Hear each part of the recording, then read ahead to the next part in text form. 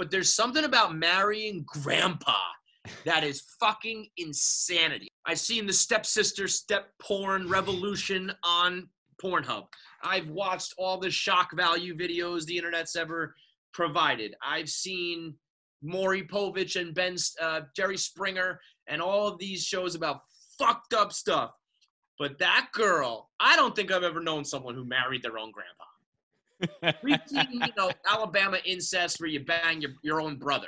I've seen, you marry your father, daddy issues.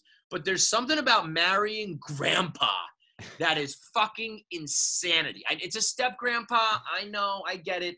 But for a grandmother to leave in her will, when I die, marry my children, is lunacy. I mean, that's absolute insanity. And that's part of this Mormon thing. I think that's like, polygamy and sister wives and keep it all in the family. And so it ends up that she marries her own grandfather. Is it just an arrangement? Is it like, yeah. or is it like they're romantic? I think it's both. She was like, there was only one scene so far where she was like, our marriage is a bit of an arrangement. It was in my grandmother's will as her dying wishes. But I think that it's one of those, like, we took it and like, we're happy sort of thing. But I'm saying, like, as an arrangement or like, I know people who have arranged marriages can then fall in love, but this is. Don't they actually say that arranged marriages have like a high success rate because the people are like, well, we got to make the best of it, so let's just like find what we like about each other. Yeah. I think they were like, because you only grow to like each other more because like you start out not knowing each other at all, and you're like, we have to make this work. So you both have like this super common goal. Whereas everything is tying together. It's like me, if you're at Deloitte, you're like, this sucks. Let's just make the best of it, and you find your raccoons. Whereas when you meet someone fresh, you're like, this has to be perfect. Let's make every single thing work because the world's our oyster, and that's just not realistic. Yeah, they say like when you start in love, you don't start there, but you meet somebody and early on you get butterflies and you fall in love, and then you think everything's perfect. So like 2 years in, you're like, this is perfect. Yeah. And then it's like for the next 40 years, it's not going to stay perfect. So then you feel like everything's failing. Where if you start with an arranged marriage, you're like, this fucking sucks.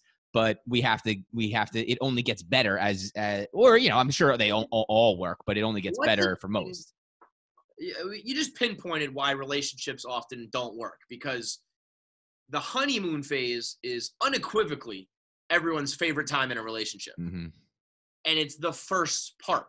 Right. What's another thing that's supposed to last long term, where the greatness is the first thing you experience and it's fleeting? Yeah, you have like, is there a comparable? Like when you go to work, you start out low on the totem pole and then you grow to the top. And when you're in your prime and you're at the top, like, this is great. But it's halfway through usually. When you watch a show or a movie, you can come in hot. I guess maybe that would be a good comparison.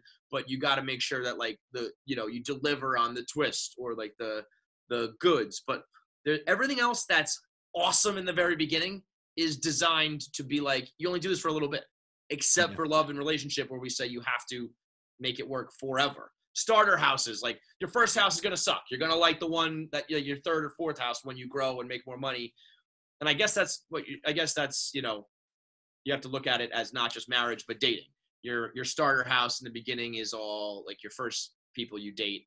And then, you're supposed to be happy, but every relationship's best times will be the first like 2 years. And I mean, if you looked at it like a 40 to 50 year thing, you would pick a partner much differently. Yeah, like you wouldn't say like, you fall in love and you want to be like really, really attracted to them. But if you were to look at somebody and say, I'm trying to spend 40 years with you, you'd pick somebody who's like a lot more tolerable.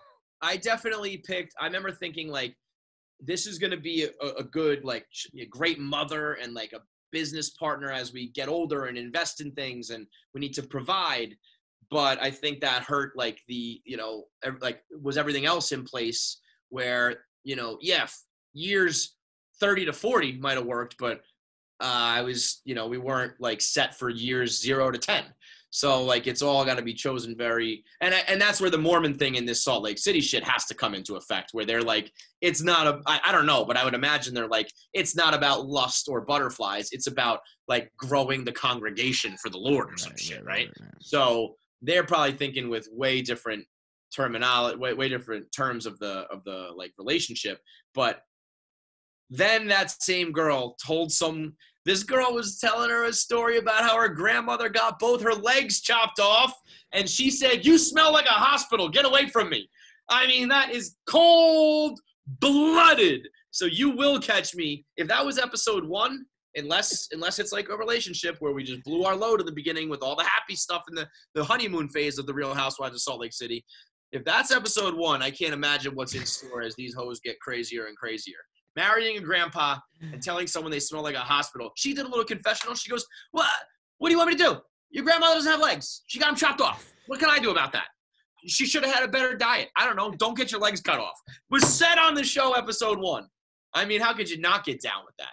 They're so petty. They're so spiteful and vindictive. I know people that work in reality TV, and it must just be so exciting during casting when like you stumble upon some of these stories, because it's like, I've known people that were like auditioning for a Real Housewives or a similar segment, and they were like, well, I'm a businesswoman and I don't really want to like get into shouting matches and everything like that. And I was like, you're not gonna get cast.